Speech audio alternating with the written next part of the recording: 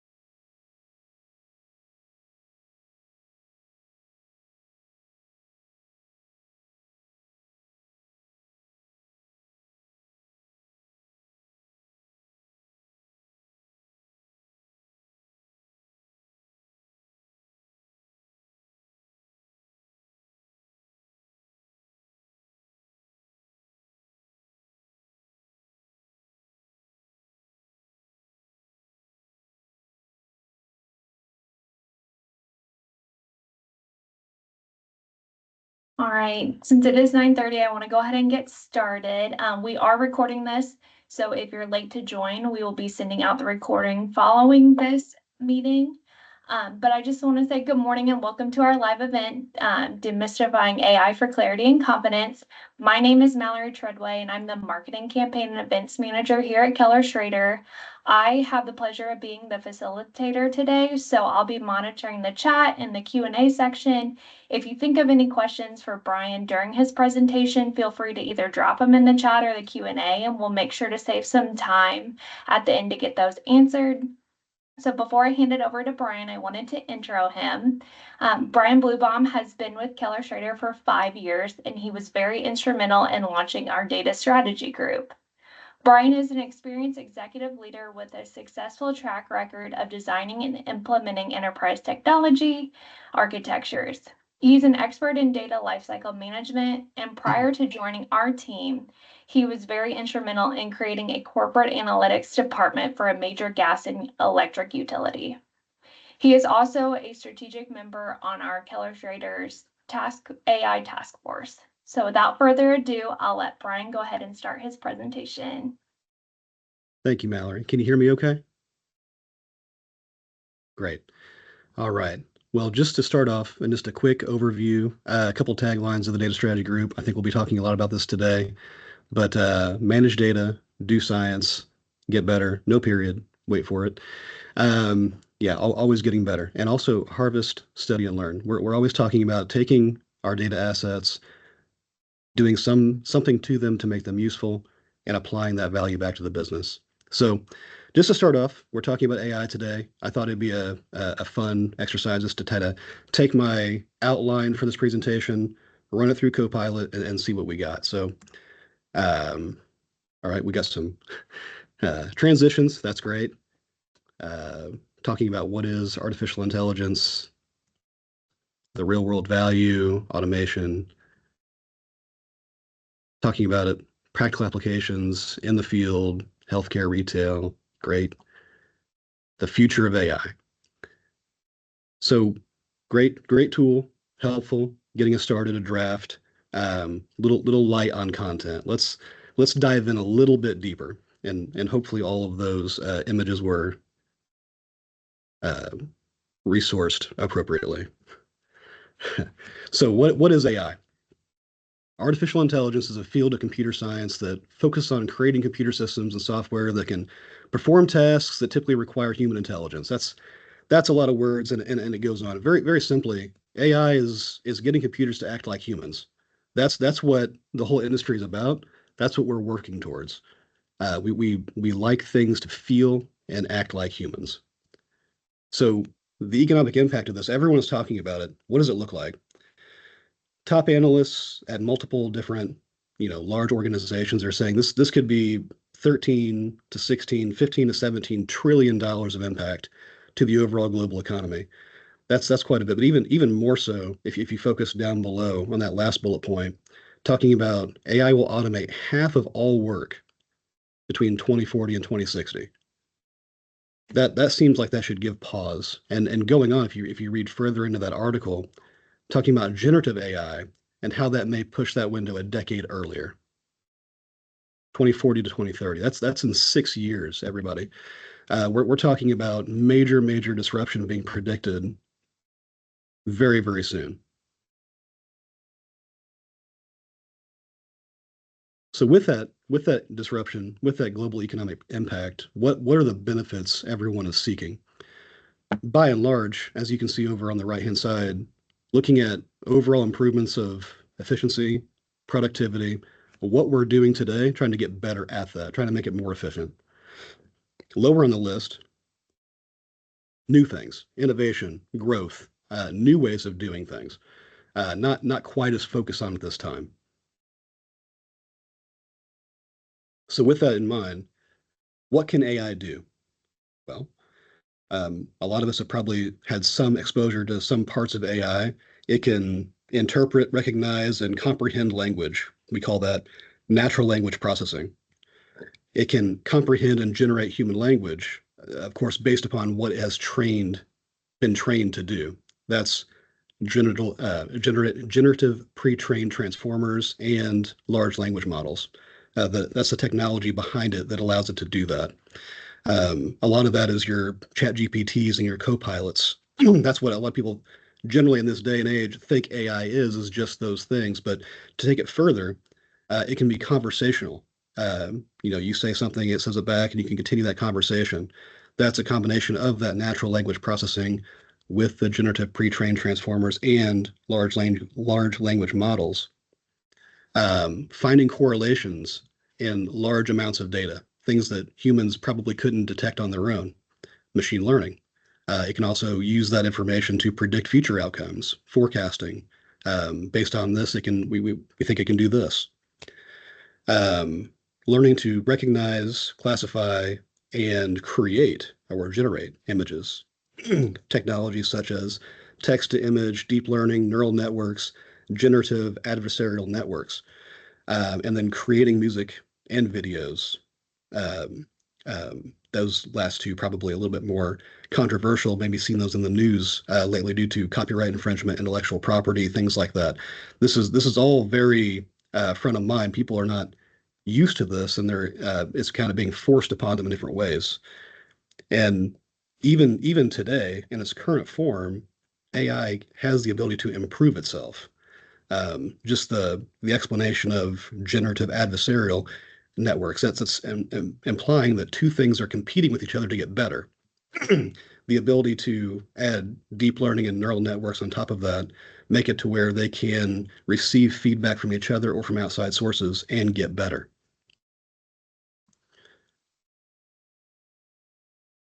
Sorry. So what can't AI do? What are the boundaries of today?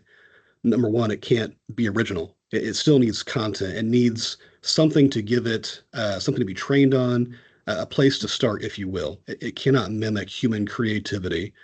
Um, a big area where AI falls down, and I think one of the biggest things that humans, when interacting with AI, see this as emotional intelligence, common sense, if you will, the ability to infer from language or inflection how someone is communicating and what its response is based off that.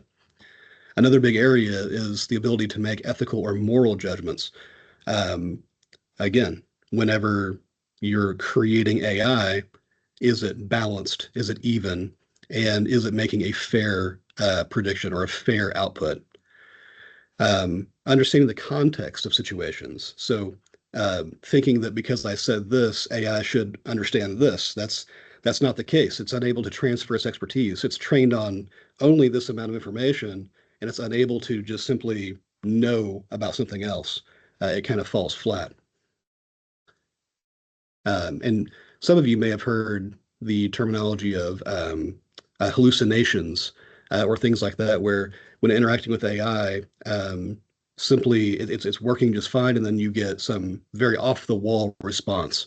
That's pattern recognition, and somewhere that AI had heard or seen what you had, how you had interacted with it, and gave you back this completely unrelated information. So talking about the future of AI, talking about, what's it going to is it going to build on everything we just said, or is it going to go other places? Well, the main areas of improvement for AI are really focused around, again, acting like humans, filling those voids of the emotional intelligence, the empathy, humor, humility. Whenever you make a mistake, is it just we just go on to the next thing, or is there, I'm sorry for that. Perhaps this is the right information. All those things that we would expect from a normal conversation between two people, they're looking to add that into AI and make it seem more seamless. Also, getting smarter from less. Today, it takes a tremendous amount of computational effort in order to train models and make them be what they are today, even though they're lacking. Future models, future research is making it to where, with less information, with less scenarios and training, it is able to be more intelligent or as intelligent. It's also able to transfer that information. So the basic knowledge it understands about certain concepts, it can transfer into other fields of study.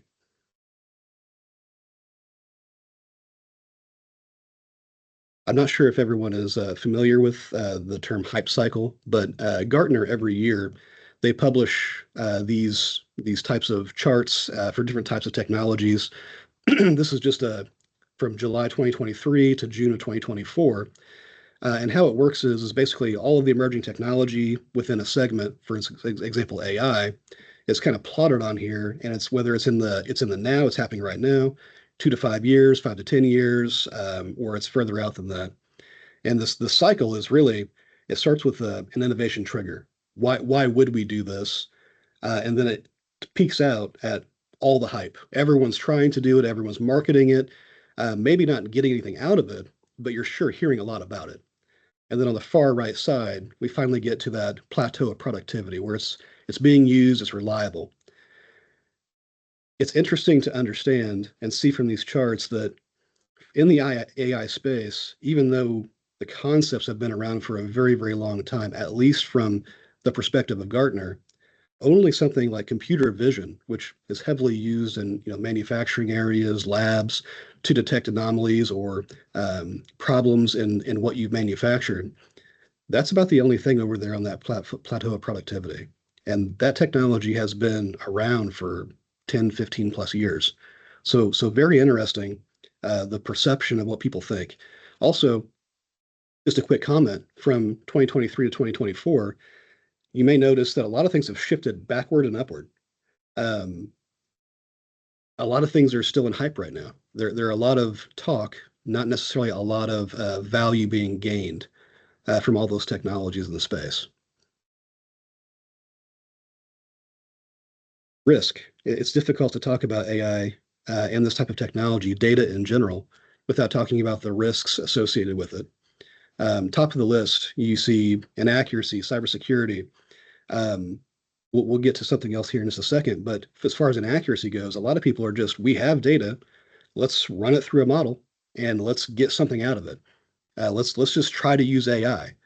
Well, from what we have seen and what from the market shows is a lot of companies need a lot of assistance with preparing their information to be used by AI. The technology has difficulty inferring value or inferring meaning. It has to be told pretty straightforward, excuse me, what you're looking to get out of it. And so the quality of information, the quality of data being input into a model is very, very important, and that's why it tops the list. But thinking about AI just in your lives and what you see in the news, what you may have experienced, we're in a heated political season right now, and deepfake technology exists. What is the situation if world leaders are seen on a platform saying certain things? It's not actually them. Is the world ready to understand that and understand why I saw this person saying this, but it wasn't real? How do we deal with these types of things? We talked about ethics and morals. We talked about equity and fairness. These are all new things to think about when producing AI and producing these types of these models that are going to make decisions, essentially for certain organizations for the world. This is one of my favorite slides, one I was referring to earlier. Um, this is really where we are today. Again, as far as the hype and things like that, companies think you can just go buy yourself some AI. We've got the data. We'll just buy some AI. We'll run the data through it, and we're going to start producing value. I see commercials of um, AI. Give me sales from last quarter, and magically these charts appear, and it's everything I wanted to see. But it's interesting to kind of break that down and say that what is sales? What last quarter I understand that, but who am I? My access to information, how is that inferred? Understanding sales, is that by region, by quarter, by it can get much more complicated than that. And so companies, some people, maybe some executives may think it's as simple as that, but what it actually is much more complex. And you have the ethical transparency, you have the security, the governance, the preparation of the data. Data science, it is science. It doesn't always work. It has to be proven. Um, the data has to be sourced and it has to be prepared and fit for use. The modeling process has to be, maybe there's revisions to that. And again, it may fail and not produce value. So the whole idea of the environment in which you're practicing this, it may need to change a little bit in order to get to those places because there is value. There's beyond a shadow of a doubt. We've already talked about that. So talking about application, planning, architecture, deployment, implementation, those are all key areas for AI to keep in mind as you're planning this. So getting more focused on the business case, the business application of AI. It's more of a continuum, if you will, as you kind of see working across the screen here. The personal productivity, um, it's great to be able to summarize meetings, summarize your email, have a personal assistant, planning, things like that. Um, we kind of say it's anecdotal. It's fingers and toes. It's not it's difficult to standardize that as far as how every single person in an organization uses that and how we're going to harvest the savings, because some people may not use it, while others would use it heavily. Um, so getting more so upgrading a little bit into what we call upskilling human capability.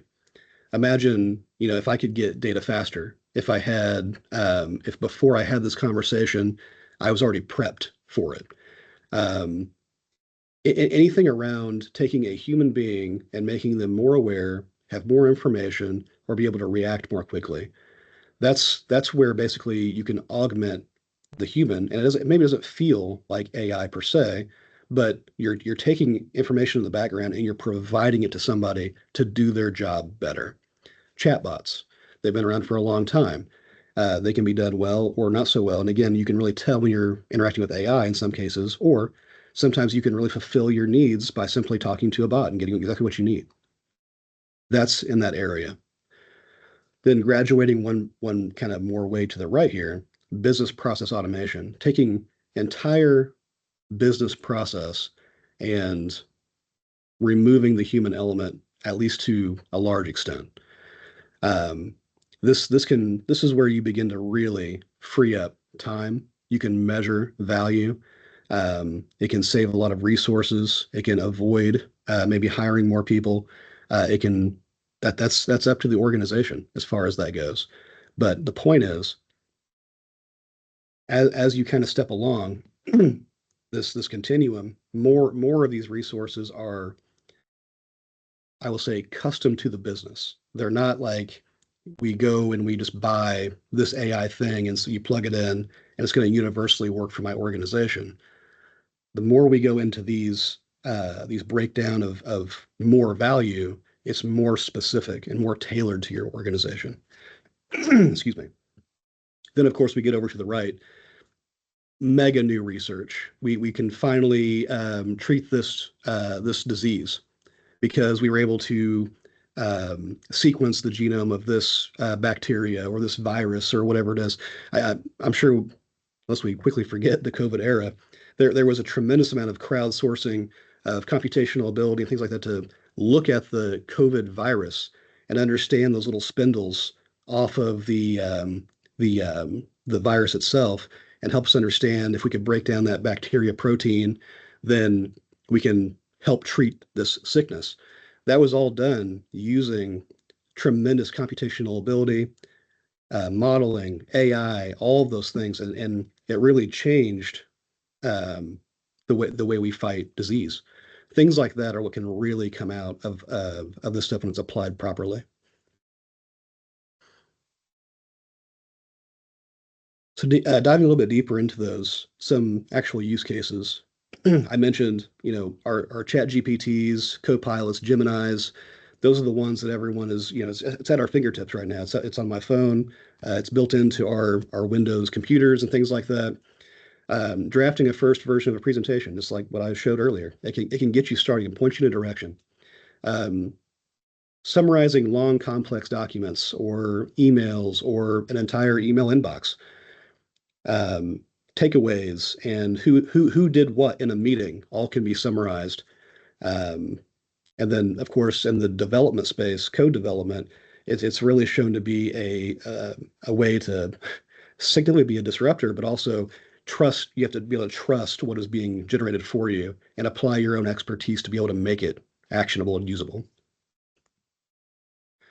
Upskilling. We talked about some of this, but department-specific chatbots, standard operating procedures to help onboard new employees, just interacting with this always available bot instead of having to have additional people do training. um, Learning management systems. And we've all heard of customer 360s or vendor 360s, where before I interact with this person or this company, I can have all the information, the latest information. How are we doing this today? If I'm a CSR, I may say, well, this person's calling in and they're upset. Why are they upset? I may be able to infer that through their latest bill or their latest contact history, who they talked to before me. All that information is able to be brought, to your fingertips. Another major one here, the translation of communication in real time, multiple languages.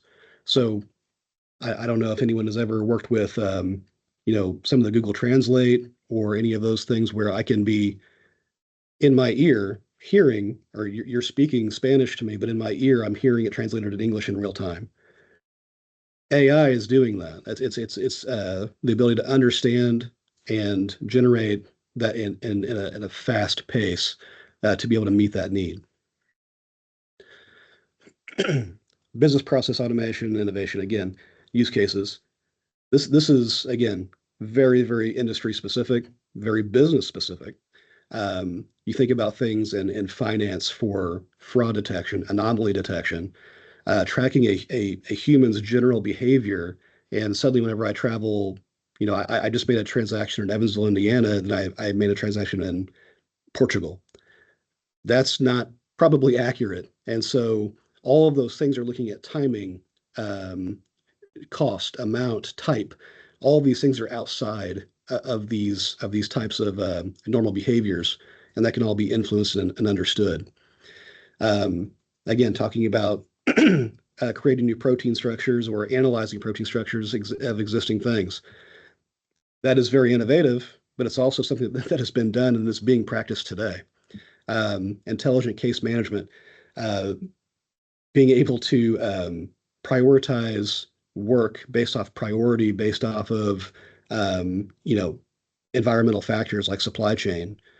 All of these things are um, very, very real. They're happening. They're happening today um, with a lot of the clients that we serve. So so getting into the actual success and applying AI in organizations. Um, the people element is something that cannot be ignored, is what I'll say.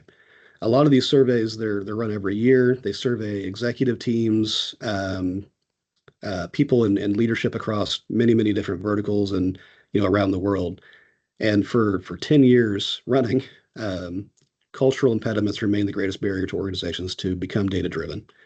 It's the readiness to accept AI or BI or data products augmenting or changing how I do work. If the people are not ready for it, a lot of times it dies on the vine. It doesn't get through. The most recent study of later in 2023 even shows, again, talking about 10 years regression or a lack of progress in some cases, um, simply because either it was the initiative was kicked off, maybe it was funded, but it wasn't considered how this would be implemented or who would use it and whether or not it was actually useful or could get to value.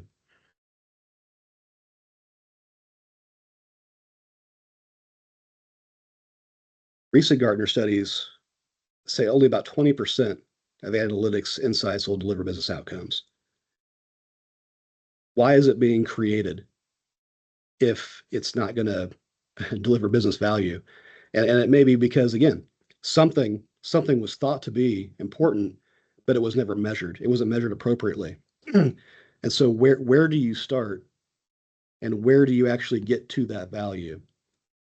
And the final thing there is it couldn't be said any clearer is an organization's failure to consider the activation's readiness of their approaches to real world applications of analytics is the primary reason for its low results number. People have to be ready to work with this type of technology. If they are not, then it's the value is not gained. So just to stop or pause there for just 1 second and acknowledge that this does not sound like a great place. It doesn't sound like, excuse me, does not sound like there's a lot of value to be gained. Sorry, excuse me 1 second.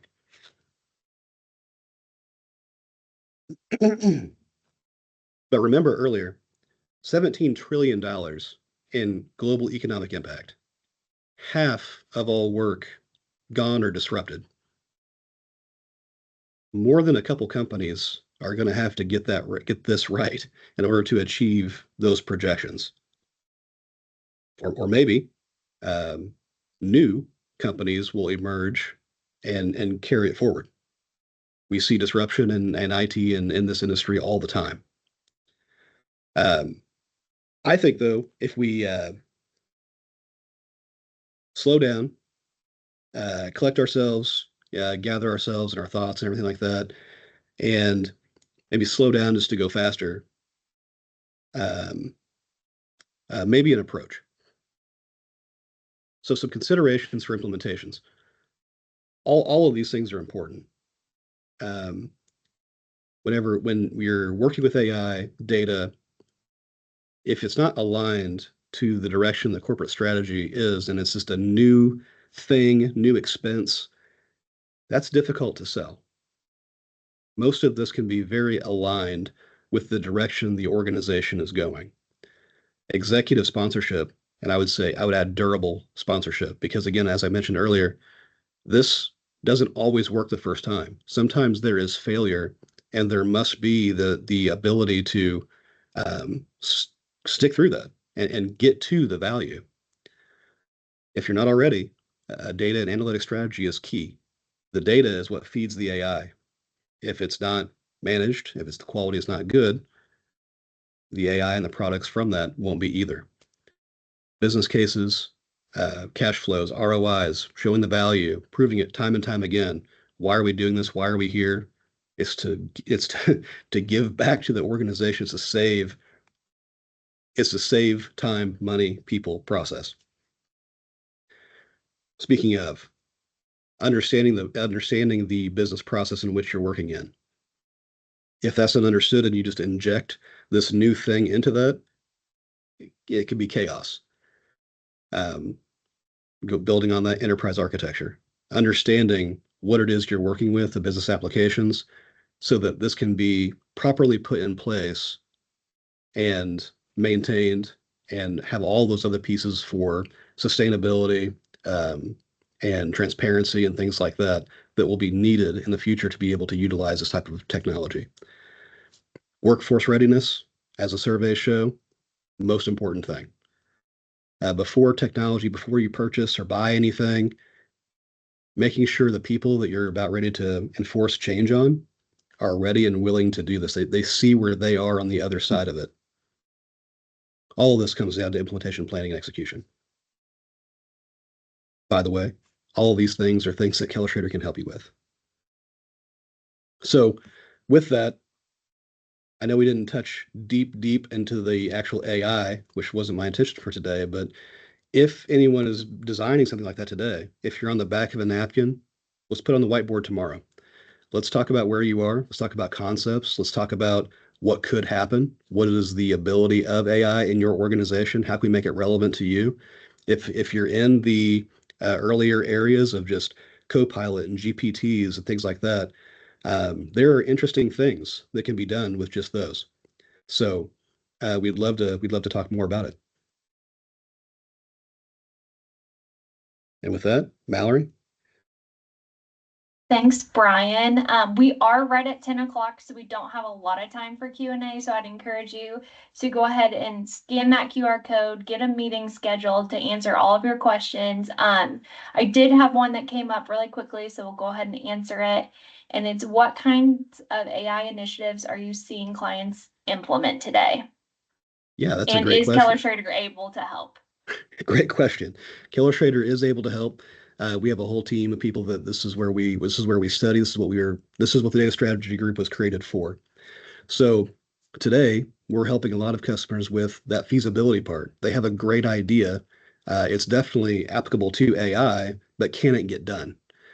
So we're working through that and actually looking at the data that they have, again, the people that it will serve, and is the AI that they're looking at able to do that? Or maybe it's a different type of AI. We covered, LLMs. We talked about deep learning, neural networks, things like that. What is the right technology to apply to get this done? So some people start down the road of, we bought Copilot. Well, that may not get us there, but um, for little to lower cost, we can POC this out and make it work. So we're working with clients for preventative maintenance. We're working with a lot of bots for subject matters, for example, operations, HR, CSRs.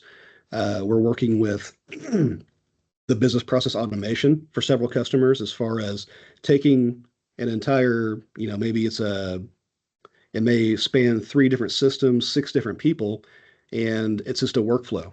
And we can make it to where that's much simpler, or may make it go away altogether to where the humans at the beginning and the end simply self-serve each other with the information provided in between.